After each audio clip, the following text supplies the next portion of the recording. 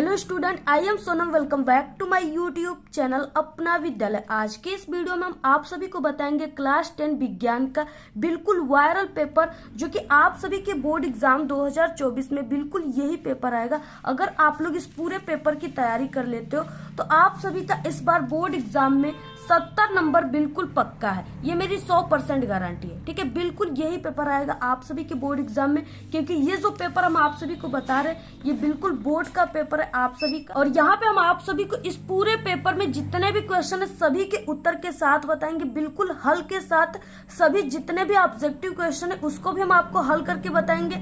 जितने भी 4 नंबर और 6 नंबर वाले क्वेश्चन है उसको भी हल करके बताएंगे।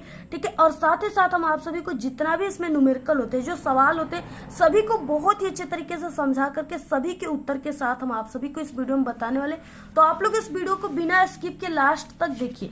तो यहाँ पे देखिए, जो आप सभी का ये क्लास 10 साइंस का पेपर है, ठीक है, इसमें आपको सबसे पहले यहाँ पे अपनी 10 अंकों का रोल नंबर लिखना है और यहाँ पे पेपर में अपना नाम लिखना है। इसके बाद देखिए यहाँ पे जो आप सभी का ये विज्ञान का पेपर है 2024 का, इसमें इसका जो संकेतांक है वो 820 और DY है। ठीक है, और ये पेपर कोड होता है।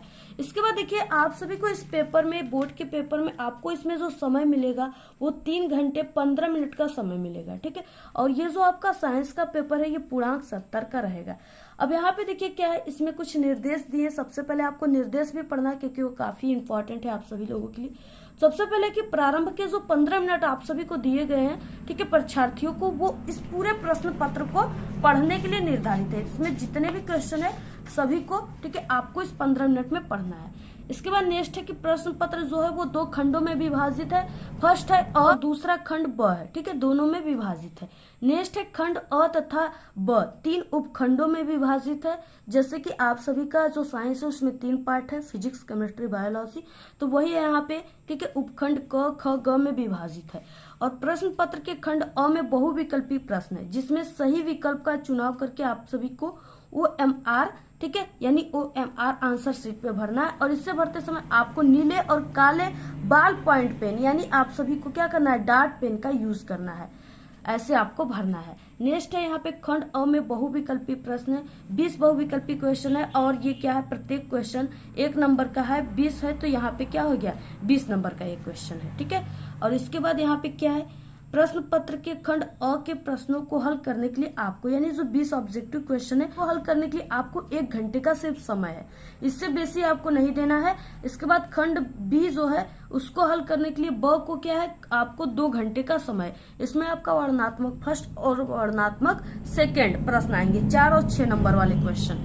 नेक्स्ट है आपको खंड ब में जो वर्णनात्मक प्रश्न है, ठीक है, प्रत्येक प्रश्न के सम्मुख उनके निर्धारित अंक दिए गए हैं। जितने भी क्वेश्चन है उसके सम्मुख क्या निर्धारित अंक दिए गए हैं। खंड ब के प्रत्येक उपखंड के सभी प्रश्न एक साथ करना है, यानी जो भी आप लोग, इसमें 3 खंड है, जो भी आप लोग खंड को कर रहे हो, अगर आप लोग फर्स्ट खंड अ को कर रहे हो, ठीक है, यानी क को कर रहे हो, तो आप लोग जितना भी क में क्वेश्चन है सभी को उपखंड क में ही करेंगे। ये नहीं कि क के क्वेश्चन को उपखंड ख में कर दे। ऐसे करने से टीचर को कंफ्यूजन हो जाएगा और आपका वो नंबर काट देगा। तो इस तरीके से ये हो गया निर्देश। इसके बाद देखिए यहाँ पे खंड अ आ गया। खंड अ में क्या है, बहुविकल्पी प्रश्न है। ठीक है, और यहाँ पे ये उपखंड क का है, यानी इसमें सबसे पहले आपका फिजिक्स से शुरू होता है बहुविकल्पी क्वेश्चन। यहाँ पे देखिए क्वेश्चन दिया है पहला, यदि किसी वस्तु को दर्पण के निकट रखने पर, ठीक है, यानी पास रखने पर सीधा प्रतिबिंब बने तथा दूर रखने पर वास्तविक प्रतिबिंब बने तो वह दर्पण होगा। कौन सा दर्पण होगा, ठीक है, पहला ऑप्शन है अवतल दर्पण, दूसरा है उत्तल दर्पण, तीसरा है समतल दर्पण, ठीक है, और डी ऑप्शन है उत्तल अथवा समतल दोनों।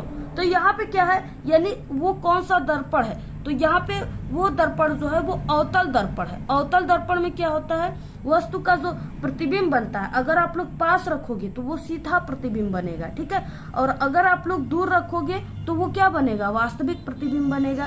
तो इस तरीके से वो अवतल दर्पण है। नेक्स्ट है स्वस्थ नेत्रों का निकट बिंदु होता है, कितना होता है, ठीक है, तो यहाँ पे पहला है अनंत, दूसरा यहाँ पे 35 सेंटीमीटर और यहाँ पे 30 सेंटीमीटर और डी ऑप्शन है 25 सेंटीमीटर। तो जो स्वस्थ नेत्र का निकट बिंदु होता है वो 25 सेंटीमीटर होता है। ऑप्शन यहाँ पे डी राइट है। नेक्स्ट है यहाँ पे अंतरिक्ष यात्रियों को आकाश दिखाई देता है, ठीक है, किस कलर का दिखाई देता है, काला, नीला, बैगनी या हरा।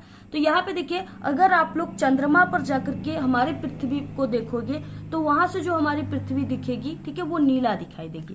तो यहाँ पे ऑप्शन बी राइट है। नेक्स्ट, तो यहाँ पे देखिए क्या है, चौथा क्वेश्चन, एम्पियर सेकेंड किसका मात्रक है। तो यहाँ पे देखिए आवेश का जो सूत्र होता है, आवेश, ठीक है, आवेश Q बराबर होता है I इंटू टी, ठीक है, ये होता है आवेश के बराबर सूत्र। अब देखिए यहाँ पे क्या हो जाएगा, I का जो मात्रक होता है वो एम्पियर होता है,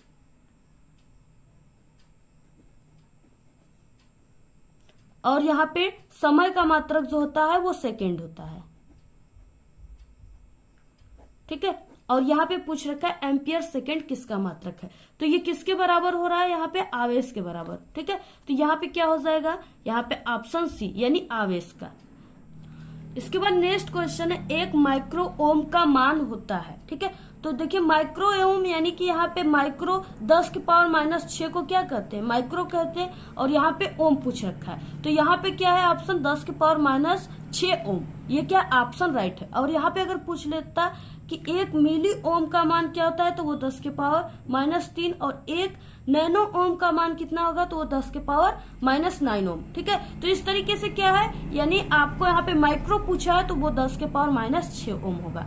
नेक्स्ट है यहाँ पे कि छठवां क्वेश्चन, 220 वोल्ट, ठीक है, और यहाँ पे 100 वाट के विद्युत बल्ब के तंतु का प्रतिरोध होगा। यानी यहाँ पे क्या है कि V का मान दे रखा है और ये पावर P का मान भी दे रखा है, और R बराबर क्वेश्चन मार्क, ठीक है। तो यहाँ पे देखिए किस तरह से ये हल होगा।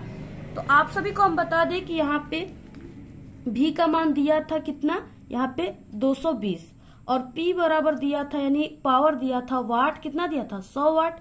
तो इस तरीके से यहाँ पे R बराबर क्वेश्चन मार्क, प्रतिरोध बराबर क्वेश्चन मार्क, यानी हमें R का मान निकालना है। तो R बराबर जो इसका फॉर्मूला होता है वो V का स्क्वायर डिवाइड P होता है, ठीक है। इस फॉर्मूले पर आपको अब इसको मान को रखना है। तो यहाँ पे R बराबर हो जाएगा V का स्क्वायर, मतलब ये जो वोल्ट जो दिया है उसको आपको 2 बार रखना है, क्योंकि यहाँ पे V का स्क्वायर दिया है, ठीक है। तो यहाँ पे 220 इंटू 220 और डिवाइड यहाँ पे 100। अब देखिए एक लड्डू से एक लड्डू, ठीक है, चला गया, इसके बाद एक लड्डू से एक लड्डू मर गया। अब इसके बाद यहाँ पे देखिए R इक्वल 22/हम क्या होता है, 484, ठीक है, और यहाँ पे प्रतिरोध का मात्रक ओम होता है। तो ये हो गया इसका आंसर। तो यहाँ पे 484 ओम कहाँ पे दिया है, वही ऑप्शन बी में दिया है, 484 ओम, ऑप्शन यहाँ पे बी राइट है। नेक्स्ट क्वेश्चन है, सातवां, चुंबकीय क्षेत्र की तीव्रता का मात्रक है, तो कौन सा होता है, यहाँ पे टेस्ला, ओम, एम्पियर, वोल्ट, एम्पियर। तो यहाँ पे टेस्ला होता है, ठीक है, ऑप्शन ए राइट है।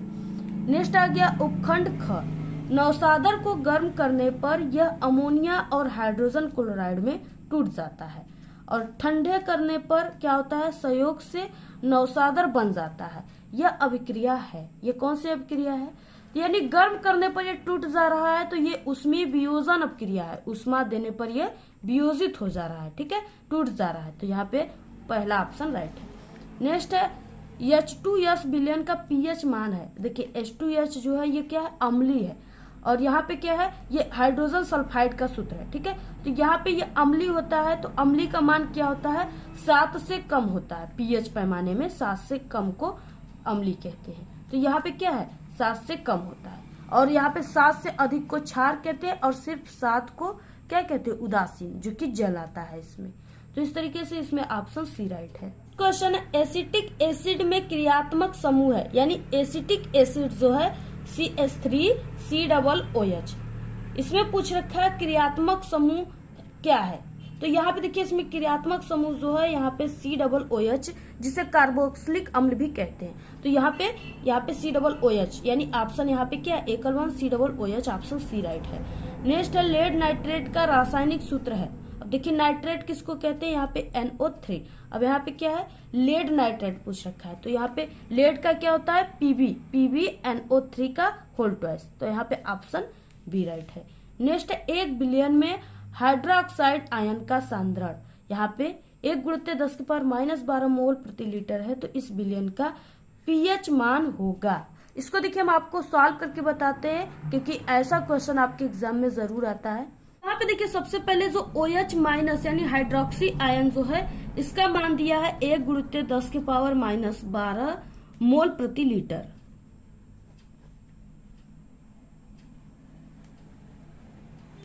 ठीक है, मोल प्रति लीटर दिया है। अब इसके बाद देखिए यहाँ पे पीएच जो सूत्र होता है यानी पीएच का जो परिभाषा है उसके अनुसार उसका सूत्र जो होता है पीएच इक्वल होता है माइनस लॉग और यहाँ पे H प्लस आयन। ठीक है, ये होता है। अब देखिए यहाँ पे H प्लस, यहाँ पे H प्लस और यहाँ पे इंटू OH माइनस इक्वल होता है, ये इसके दोनों का मान होता है 10⁻⁻14 मोल प्रति लीटर। ठीक है, अब यहाँ पे देखिए हमें H प्लस आयन की सांद्रता तो नहीं पता लेकिन OH माइनस की सांद्रता पता है, दिया है। ठीक है, तो यहाँ पे हो जाएगा OH माइनस, तो OH माइनस की सांद्रता हमने ऊपर आप सभी को बताया कि 1×10⁻⁻12 मोल, ठीक है, प्रति लीटर ये दिया हुआ है। तो इसको हम यहाँ पे रख देंगे यहाँ पे। ठीक है, OH माइनस के प्लेस पे, तो यहाँ पे हो जाएगा H प्लस, यहाँ पे इंटू, यहाँ पे क्या रखेंगे OH माइनस के प्लेस पे ये मान को रख देंगे यहाँ पे हम, तो यहाँ पे हो जाएगा ये 10⁻⁻12। ठीक है, अब इसके बराबर यहाँ पे हो जाएगा 10⁻⁻14, यानी इन दोनों के बराबर यहाँ पे क्या दिया था 10⁻⁻14 इनका मान होता है दोनों का। तो इस तरीके से हम दोनों को रखकर यहाँ पे रख देंगे। इसके बाद देखिए यहाँ पे तो यहाँ पे हमें AH प्लस का मान नहीं दिया तो इसके बराबर हमको निकालना है। तो ये यहाँ पे क्या है, ये यहाँ पे इंटू में है और इसके बटे में जाएगा तो ये किस में हो जाएगा, भाग में। तो यहाँ पे हो जाएगा 10⁻⁻14 और बटे 10⁻⁻12। ठीक है, इतना हो गया। अब इसके बराबर यहाँ पे क्या हो जाएगा, फिर से H प्लस इक्वल यहाँ पे 10⁻⁻2। ठीक है, मोल प्रति लीटर, क्योंकि ये क्या है ऊपर जाएगा। ठीक है, तो ये क्या हो जाएगा 10 के पावर यहाँ पे +12 और यहाँ पे 10 के पावर H प्लस इक्वल हो जाएगा 10⁻⁻2 मोल लीटर। किस तरह से, यहाँ पे देखिए क्या है 10⁻⁻12 है, ये ऊपर जाएगा तो ये 10 के पावर सिर्फ 12 हो जाएगा। अब देखिए, अब यहाँ पे 10⁻⁻14 में से यहाँ पे 10 के पावर सिर्फ 12 यानी प्लस जाएगा तो यहाँ पे -2 ही बचेगा। ठीक है, तो इस तरीके से यहाँ पे H प्लस इक्वल हो जाएगा 10⁻⁻2 मोल प्रति लीटर। ठीक है, इसके बाद यहाँ पे हमें pH बराबर निकालना है। तो pH इक्वल हो जाएगा, पहले फार्मूले में हमने आपको जो बताया है log H प्लस। अब देखिए H प्लस का मान निकल गया। अब इसके प्लेस पे हम इसको 10⁻⁻2 को रख देंगे। ठीक है, तो यहाँ पे हो जाएगा pH इक्वल log और यहाँ पे 10⁻⁻2। ठीक है, इसके बाद यहाँ पे हो जाएगा pH इक्वल, अब देखिए, अब यहाँ पे देखिए इसको हम 10⁻⁻2 को यानी सिर्फ यहाँ पे -2 लिखेंगे क्योंकि log 10 से, ठीक है, यहाँ पे -2 ही लिखाएगा। तो यहाँ पे क्या हो जाएगा, यहाँ पे माइनस पहले से ही है। ठीक है, तो यहाँ पे माइनस और यहाँ पे -2 log 10। अब देखिए यहाँ पे क्या हो जाएगा pH equal minus minus plus हो जाएंगे +2 और इसके बाद यहाँ पे log 10। ठीक है, और यहाँ पे log 10 यहाँ पे भी दिया हुआ है। तो यहाँ पे log 10 का जो मान होता है वो कितना होता है, 1 होता है। तो यहाँ पे हो जाएगा pH इक्वल, ठीक है, यहाँ pH इक्वल क्या हो जाएगा +1 और इसमें यानी यहाँ पे कुछ भी नहीं बचा, इसका मान पूरा 1 हो गया। तो यहाँ पे क्या हो जाएगा pH इक्वल क्या हो जाएगा 2 मोल प्रति लीटर।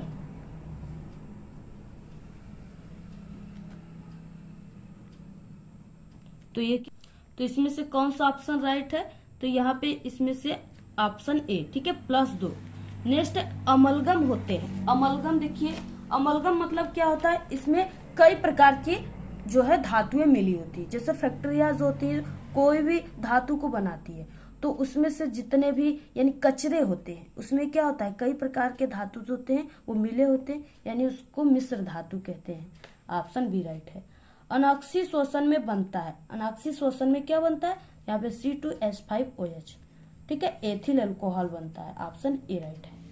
नेक्स्ट क्वेश्चन है, पराग नलियों की अंडाणु की तरफ वृद्धि किसके कारण होती है? ठीक है, तो वो रसोनुवर्तन और या इसको रसायनानुवर्तन के कारण कहते हैं। ठीक है, ऑप्शन बी राइट है। नेक्स्ट क्वेश्चन है, नीचे दी गई आहार श्रृंखला में मान लीजिए कि चौथे पोषी स्तर पे ऊर्जा की मात्रा 5 kg है, तो बताइए कि उत्पादक स्तर पर कितनी ऊर्जा उपलब्ध होगी। ठीक है, तो यहाँ पे क्या है, देखिए इसमें क्या है कि चौथे पर कितना है, 5 kg है, और जितना नीचे जाएगा उसका उतना ही ऊर्जा बढ़ता जाएगा, शून्य उसमें बढ़ता जाएगा।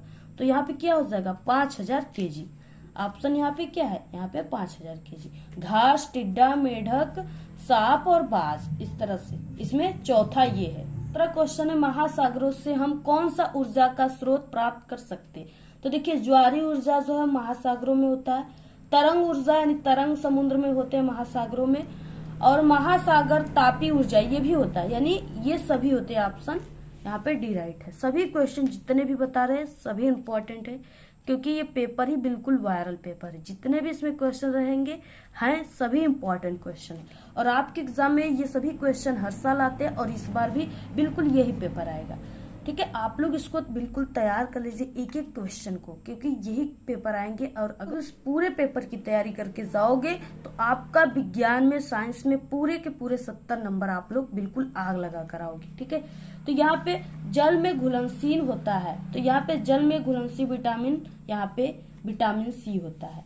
नेक्स्ट, निम्नलिखित में से कौन टेस्टोस्टेरोन हार्मोन का कार्य नहीं है? ठीक है, तो वो टेस्टोस्टेरोन हार्मोन का कार्य जो है वो यहाँ पे शरीर वृद्धि के अनुसार नई प्रजातियों की उत्पत्ति, ये क्या है, ये नहीं, ऑप्शन बी राइट है। नेक्स्ट है, यहाँ पे डार्विन के अनुसार नई प्रजातियों की उत्पत्ति होती है, तो डार्विन का जो यहाँ पे अनुसार जो नियम दिए गए थे वो उत्परिवर्तनवाद से। ठीक है, ऑप्शन यहाँ पे उत्परिवर्तन से, यानी यहाँ पे ऑप्शन बी राइट है। देखिए अब नेक्स्ट यहाँ पे क्वेश्चन आ गया आप सभी का 4 नंबर वाला क्वेश्चन, उपखंड क। ठीक है, तो इसमें क्या, ये आपके फिजिक्स से क्वेश्चन है। पहला क्वेश्चन है, यह कैसे ज्ञात होगा कि धारावाही तार चुंबकीय क्षेत्र उत्पन्न करता है? ठीक है, 4 नंबर का क्वेश्चन है। तो इसका, यदि किसी धारावाही तार के निकट एक चुंबकीय सुई रखी जाए, ठीक है, यानी यहाँ पे क्या है, इस तरह से ये धारावाही है और यहाँ पे ये तार है, इसके निकट क्या है, चुंबकीय सुई रखी जाए, इसके निकट एक चुंबकीय सुई रखी जा रही है इस तरह से। ठीक है, इधर नॉर्थ और इधर साउथ, तो इस तरीके से एक चुंबकीय सुई रखा जाए तो सुई अपनी सामान्य यानी उत्तर दक्षिण स्थिति में घूम जाती है। ये क्या करती है, उत्तर से दक्षिण की स्थिति में वो ये घूमने लगती है। ठीक है, इस तरीके से ऐसे जाती है और इधर ऐसे जाती है, घूमने लगती है। अब क्या होता है, इसी प्रकार यदि धारावाही तार के समांतर दूसरा धारावाही तार जो गति के लिए स्वतंत्र हो, बिल्कुल घूमने के लिए स्वतंत्र हो, अपने स्थान पे रखा जाए, तो वो दूसरा धारावाही तार अपने स्थान से हट जाता है। वो क्या होता है, हट जाता है, और इससे सिद्ध होता है कि धारावाही तार से चुंबकीय क्षेत्र उत्पन्न होता है जो चुंबकीय सुई अथवा दूसरे धारावाही तार पे चुंबकीय बल लगाता है। इससे क्या होता है, चुंबकीय क्षेत्र में धारावाही उत्पन्न होता है। इस तरीके से ये आंसर है आप लोग। नेक्स्ट है, यहाँ पे हीरा क्यों चमकता है? ठीक है, ये भी 4 नंबर का क्वेश्चन है। तो यहाँ पे देखिए, हीरे से वायु में आने वाली किरण, ठीक है, जो यहाँ पे इस तरह से हीरा हो गया, ऐसे हीरा होते हैं। ठीक है, इस तरह से इसमें होता है, ऐसे भी हीरे होते हैं, हीरे के बहुत चीज बनते हैं। तो इस तरह से हीरा जो होता है वो कटे हुए कांच से बनते हैं। ठीक है, तो यहाँ पे हीरे से वायु में आने वाली किरण के लिए जो क्रांतिक कोण होता है, यानी सी, क्रांतिक कोण जो होता है वो बहुत ही कम होता है, केवल कितना होता है, 25 अंश होता है। अतः जब बाहर का प्रकाश किसी कटे हुए हीरे में प्रवेश करता है तो वो उसके भीतर विभिन्न तलों पर क्या करता है, बार बार पूर्ण परावर्तित होता रहता है। यानी अगर जो शीशा है, हीरा है, ठीक है, उसमें अगर प्रवेश करता है जो प्रकाश, तो वो उस हीरे में से जल्दी निकल नहीं पाता है, इसलिए हीरा क्या होता है, चमकता रहता है, सिर्फ वो एक ही जगह से निकल पाता है। तो यहाँ पे क्या है, देखिए अब इसमें प्रकाश किसी कटे हुए हीरे में प्रवेश करता है तो वो उसके भीतर विभिन्न तलों पर बार बार पूर्ण परावर्तित होता रहता है। जब किसी तल पर आपतन कोण यानी आपतन कोण, यहाँ पे आपतन कोण आई 25 अंश से कम हो जाता है, तब ही प्रकाश जो होता है वो हीरे से बाहर आ पाता है। इसी प्रकार हीरे में सभी दिशाओं में प्रवेश करने वाला जो प्रकाश है वो केवल कुछ ही दिशाओं में हीरे से बाहर निकलता है। अतः इन दिशाओं से देखने पर हीरा जो होता है वो अत्यंत चमकदार दिखाई देता है, इसलिए हीरा। नेक्स्ट क्वेश्चन है प्रतिरोध का मात्रक क्या होता है। ठीक है, तो प्रतिरोध का मात्रक जो होता है वो ओम होता है, जिसका सिंबल इस तरह से होता है। तो यहाँ पे प्रतिरोध का मात्रक ओम होता है। यल लंबाई तथा ए मोटाई। ठीक है, यल लंबाई का मान दिया है और ए जो है ये मोटाई का, क्षेत्रफल का। मोटाई के तार का प्रतिरोध 10 ओम है, यानी R बराबर 10 ओम है। इसी पदार्थ के एक अन्य तार जिसकी लंबाई यल बटे के 3 तथा मोटाई 3a हो, तो उसका प्रतिरोध क्या होगा, यानी यहाँ पे R1 बराबर R1 का प्रतिरोध बराबर क्वेश्चन मार्क। ठीक है, ये 4 नंबर का क्वेश्चन है। अब देखिए इसको हल कैसे करना है। तो यहाँ पे सबसे पहले की यहाँ पे क्वेश्चन था कि प्रतिरोध का मात्रक क्या होता है। तो प्रतिरोध का मात्रक क्या होता है, ओम होता है। ठीक है, इसको इस तरह से शो करते हैं। और इसके बाद यहाँ पे पूछ रखा है, क्वेश्चन दिया है, तो यहाँ पे माना तार के पदार्थ का जो प्रतिरोधकता है वो कितना है, रो है। ठीक है, तो इस तरह से हम लिख देते हैं यहाँ पे माना तार का प्रतिरोधकता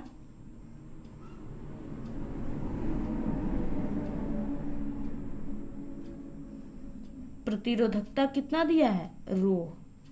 ठीक है, इस तरह से ये रो बनता है, रो है। अब यहाँ पे R इक्वल क्या होता है, यहाँ पे रो इंटू यल डिवाइड ए। ठीक है, इतना। तो यानी पहले R का मान दिया है, इसमें R बराबर कितना दिया है, 10 ओम दिया था। तो यहाँ पे क्या है, यानी इसको R बराबर होता है रो इंटू यल डिवाइड ए। इसके पूरे के बराबर हम यहाँ पे R का मान 10 ओम रखते हैं। और देखिए यहाँ पे यदि यल बटे के 3, ठीक है, यल बटे के 3 लंबाई तथा 3a क्षेत्रफल के तार का प्रतिरोध R1 हो तो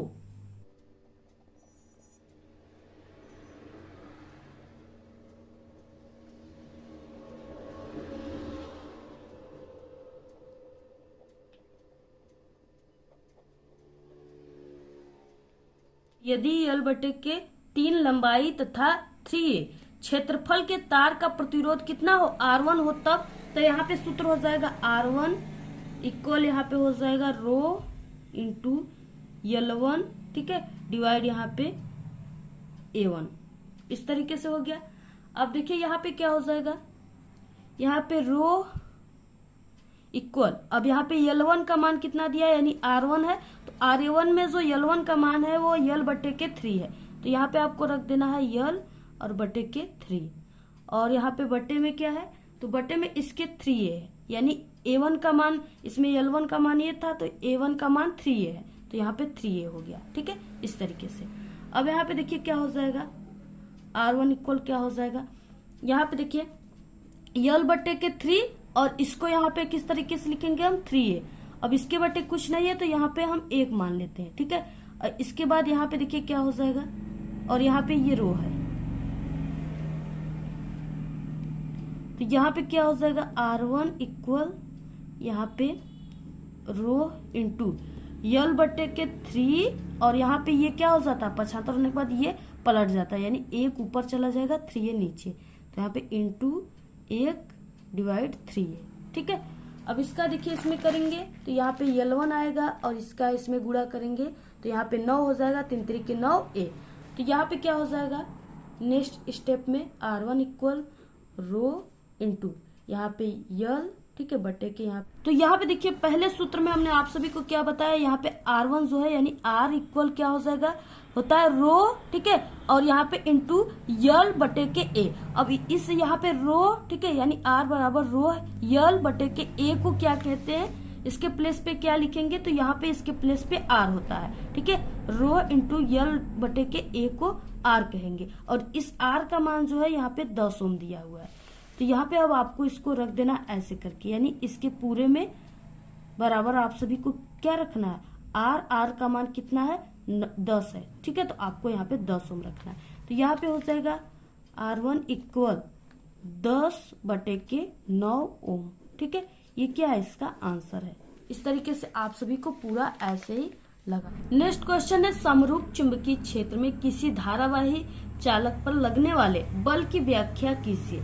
चालक पर लगने वाले बल की दिशा किस नियम से ज्ञात की जाती है, स्पष्ट एवं सचित्र वर्णन करिए। ठीक है, आपको सचित्र वर्णन करना है। ये 6 नंबर का क्वेश्चन है। तो यहाँ पे देखिए किस तरह से अब इसको हल करना है। तो यहाँ पे देखिए चुंबकीय क्षेत्र में धारावाही चालक पर लगने वाला बल, धारावाही चालक के कारण चुंबकीय क्षेत्र उत्पन्न होता है। अतः जब एक धारावाही चालक को एक बाह्य चुंबकीय क्षेत्र में रखा जाता है, ठीक है, तो धारावाही चालक के चुंबकीय क्षेत्र और बाह्य चुंबकीय क्षेत्र के बीच पारस्परिक क्रिया होती है। इसके परिणाम स्वरूप चालक पर एक बल कार्य करता है। यह बल बाह्य चुंबकीय क्षेत्र के परिणाम दिशा, चालक में प्रवाहित धारा और चालक की लंबाई पर निर्भर करता है। यदि एक बाह्य चुंबकीय क्षेत्र B में स्थित L लंबाई के एक चालक में चुंबकीय क्षेत्र B की दिशा थीटा हो, ठीक है, थीटा कोण पर विद्युत धारा I प्रवाहित हो रहा है, तो उस पर कार्य करने वाला बल, उस पे कार्य करने वाला बल होगा। अब देखिए ये जो है, ठीक है, ये आप सभी के यानी कि जो फ्लेमिंग के बाएं हाथ के नियम, ठीक है, बाएं हस्त के नियम से ज्ञात होगा। इस तरीके से, ठीक है, इस तरीके से फ्लेमिंग के बाएं हस्त का नियम है।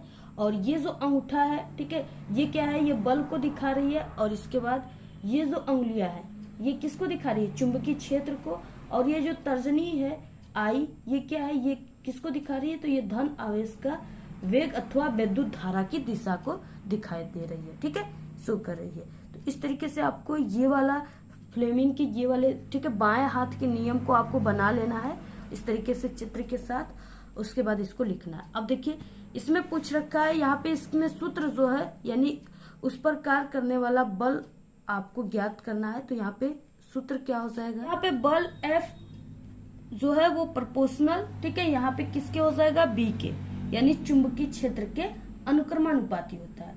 और यहाँ पे बल जो है, ठीक है, वो किसके, और यहाँ पे बल जो है वो I के अनुक्रमानुपाती होता है। और बल जो है वो किसके अनुक्रमानुपाती है, इसमें L के, ठीक है, यानी तार के लंबाई के अनुक्रमानुपाती होता है। और यहाँ पे बल जो है वो प्रोपोर्शनल टू किसके होता है, साइन थीटा। अब इसको क्या है, आपको मिलाकर लिखना है। ठीक है, जब इसको हम मिलाकर लिखेंगे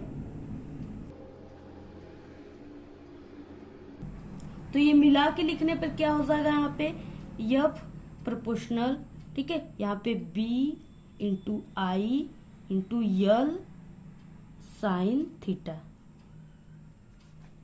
ठीक है, अब यहाँ पे देखिए F बराबर क्या हो जाएगा, यहाँ पे हम इस प्रोपोर्शनल को हटाने के बाद यहाँ पे एक कॉन्सोनेंट मानेंगे।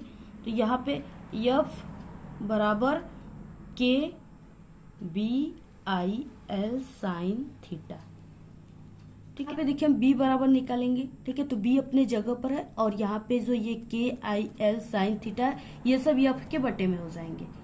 ठीक है, तो यहाँ पे क्या हो जाएगा, यहाँ पे F इक्वल, यानी यहाँ पे B हो गया और इसके बटे ये सब हो जाएंगे। ठीक है, ये सब क्या है, यानी यहाँ पे इसके बटे हो जाएगा I L साइन थीटा, ये K नहीं रहेगा। ठीक है, अब यहाँ पे देखिए यानी इसको B बराबर हम क्या लिख सकते हैं, F, अब बटे के यहाँ पे क्या हो जाएगा I L साइन थीटा। यहाँ पे देखिए L बराबर 1 हो जाएगा, ठीक है, I बराबर 1 एम्पियर हो जाएगा और थीटा बराबर 90 अंश हो जाएगा।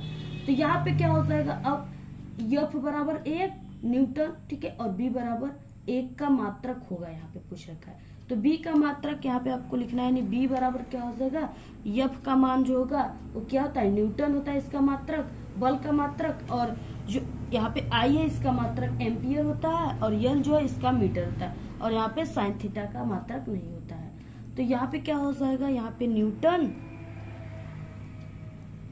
और बटे में यहाँ पे एम्पियर इंटू यहाँ पे L का मीटर।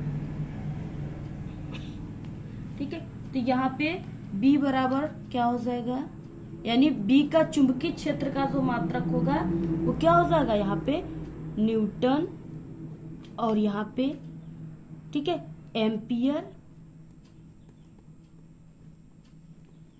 एम्पियर पे -1, इस तरह से हम लिख सकते हैं, इंटू यहाँ पे मीटर पे -1, क्योंकि ये ऊपर आ गया। तो ये क्या है, इसका मात्रक होता है।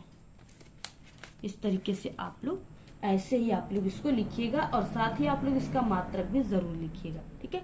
और एक इसका मात्रक होता है वेबर, और यहाँ पे मीटर का स्क्वायर, ये भी होता है, ठीक है। कभी कभी इसको लिखा जाता है। तो देखिए आप सभी लोग इस क्वेश्चन के आंसर को लिखिए, या इसमें अथवा दिया है, ठीक है। 6 नंबर में आप लोग इस क्वेश्चन को, सवाल को लिखिए, न्यूमेरिकल को हल कीजिए। तो 5 सेमी लंबाई की एक वस्तु को 20 सेमी फोकस दूरी के एक उत्तल लेंस के केंद्र से 30 सेमी दूरी पर रखा जाता है, तो प्रतिबिंब की स्थिति और आकार ज्ञात करना है। 6 नंबर का क्वेश्चन है। दोनों में से आपको किसी एक को ही करना है। आप लोग ये वाला कीजिए, या यहाँ पे आप लोग जो सवाल दिया इसको हल कीजिए। तो इसको भी हम आप सभी को हल करके यहाँ पे बता देते हैं। तो यहाँ पे देखिए 5 सेमी लंबाई की एक वस्तु, यानी यहाँ पे जो वस्तु है उसकी लंबाई कितना दिया है, 5 सेमी, ठीक है। तो आई इक्वल कितना हो गया यहाँ पे 5। तो यहाँ पे ऑब्जेक्ट, ठीक है, वस्तु को ऑब्जेक्ट कहते हैं। तो ऑब्जेक्ट यानी वस्तु की जो यहाँ पे लंबाई दिया है वो 5 सेमी दिया हुआ है। और इसके बाद इसमें क्या है, यहाँ पे एक वस्तु को 20 सेमी फोकस दूरी, यानी यहाँ पे फोकस दूरी का भी मान दिया है। तो यहाँ पे एफ इक्वल क्या हो जाएगा, 20 सेमी। और उसके बाद यहाँ पे दूरी कितना दिया है, दूरी के एक उत्तल लेंस के केंद्र से, यानी यहाँ पे 30 सेमी इसकी दूरी दिया है। तो यहाँ पे u बराबर -30 सेमी, क्योंकि ये उत्तल लेंस है। और यहाँ पे क्या क्या पूछ रखा है, तो प्रतिबिंब की स्थिति यानी प्रतिबिंब की दूरी भी बराबर क्वेश्चन मार्क। और यहाँ पे क्या है, यहाँ पे प्रतिबिंब की स्थिति तथा आकार, आकार का मतलब वस्तु का आकार। तो यहाँ पे आई इक्वल लंबाई पूछ रखा है, ठीक है। तो यहाँ पे आई इक्वल क्वेश्चन मार्क, यानी 2 मान आपको इसमें ज्ञात करना है। अब देखिए इसमें किस तरह से, देखिए जैसे हम आपको बता रहे हैं ऐसे आपको कोई भी नहीं बताएगा, बहुत ही सरल तरीके से बता रहे। कोई भी क्वेश्चन है सबसे पहले जो मान दिया है, ठीक है, उसको आपको लिखना है। अगर वैसे आप लोग लिख देते हो तो वहां से आपका फॉर्मूला अपने आप निकल जाएगा, ठीक है। तो यहाँ पे देखिए ये लेंस के सूत्र से हल होगा। तो लेंस का जो फॉर्मूला होता है वो क्या होता है, 1/f बराबर 1/v माइनस 1/u। अब इसी पर आपको हल करना है, ठीक है। इस पर हम रखते हैं। तो यहाँ पे 1/f यानी 20 दिया है f का मान, और यहाँ पे बराबर 1/v माइनस, ठीक है, इसका मान दिया है यहाँ पे -30। अब देखिए इसको हम हल करते हैं। तो यहाँ पे क्या हो जाएगा, 1/20 और बराबर यहाँ पे 1/v प्लस 1/30, क्योंकि ये माइनस यहाँ पे भी दिया है और माइनस इसमें के साथ भी दिया है, तो ये माइनस माइनस प्लस हो जाएंगे। तो यहाँ पे 1/30 हो जाएगा। अब देखिए क्या हो जाएगा यहाँ पे, अब यहाँ पे देखिए 1/20 और ये जो प्लस में 1/30 है ये बराबर के इधर जाएगा, तो ये माइनस 1/30 हो जाएगा, ठीक है, बराबर 1/v। अब देखिए यहाँ पे क्या हो जाएगा, हमें 1/v का मान लिखना है। तो आप लोग इसको इस तरह से भी लिख सकते हैं, 1/v और यहाँ पे 1/20 माइनस 1/30, ऐसे भी आप लोग इसको लिख सकते हो, ठीक है। तो यहाँ पे देखिए क्या हो जाएगा, इसका हम इस तरह से एलसीएम लेंगे, ठीक है। तो वो कितना लेंगे, 60, यानी इसके एलसीएम कितना लिए 60, ठीक है। यानी इस दोनों अंक से ये 60 जो है कटना चाहिए। तो 20 के 20, 20 दूना 40, 20 तिहाई 60।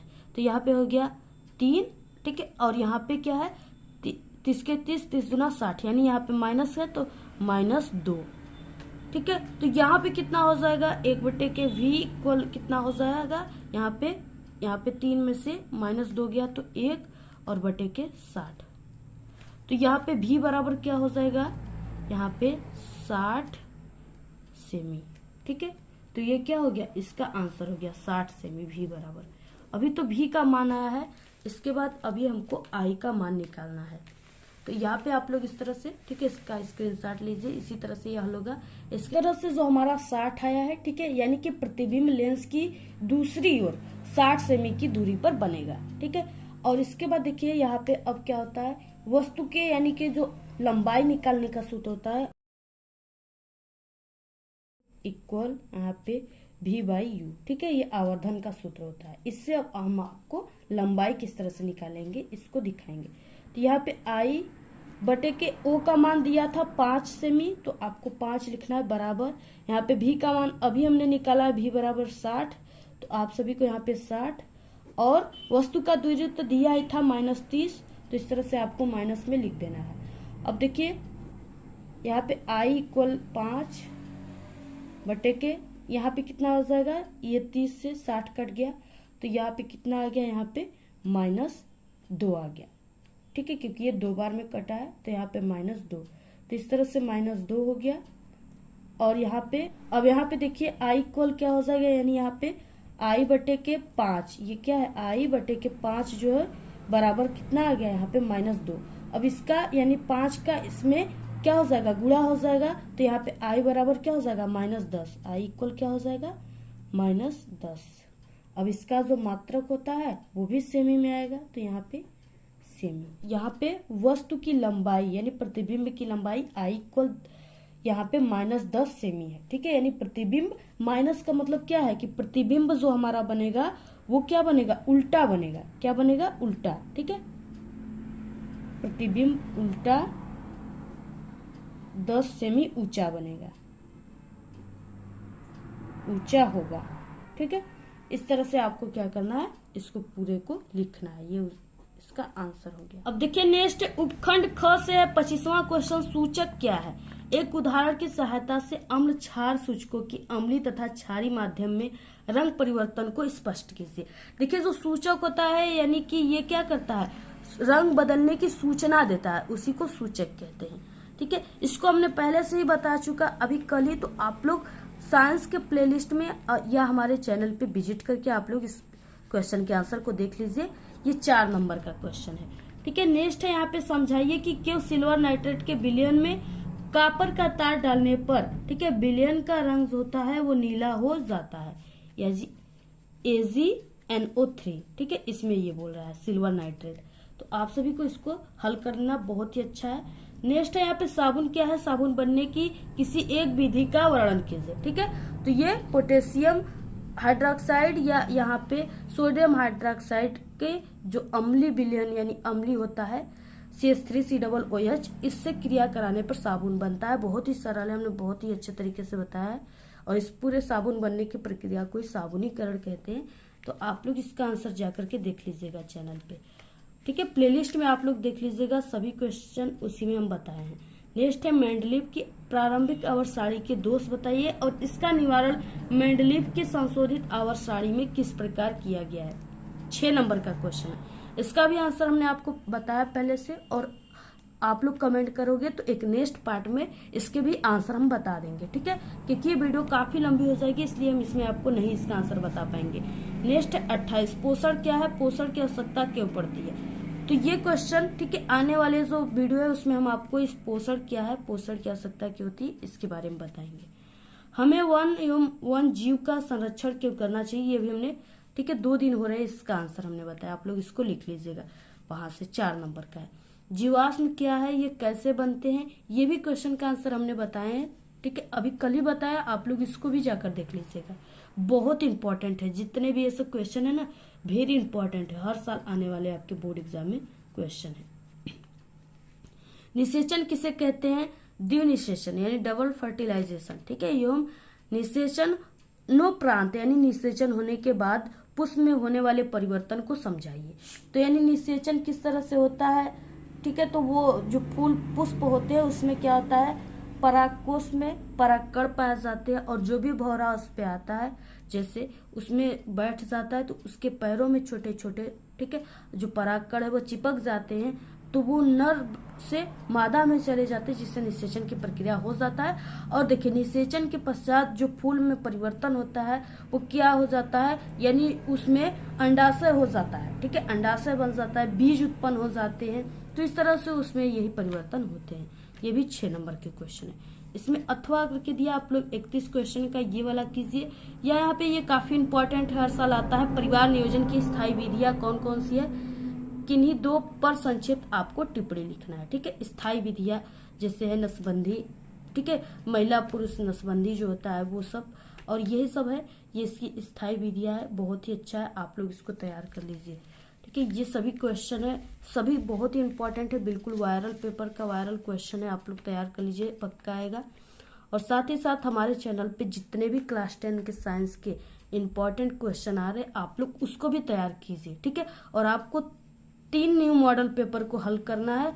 हमने पहले से 2 मॉडल पेपर दे रखा है और एक ये, आप लोग पूरे मॉडल पेपर को सॉल्व कीजिए, तब जाकर आएगा आपका बोर्ड एग्जाम में 70 पूरा नंबर साइंस में। और डेली आप लोग हर एक चैप्टर से यानी टारगेट बनाइए, आपको 10 ऑब्जेक्टिव क्वेश्चन, ठीक है, साइंस के डेली तैयार करना है।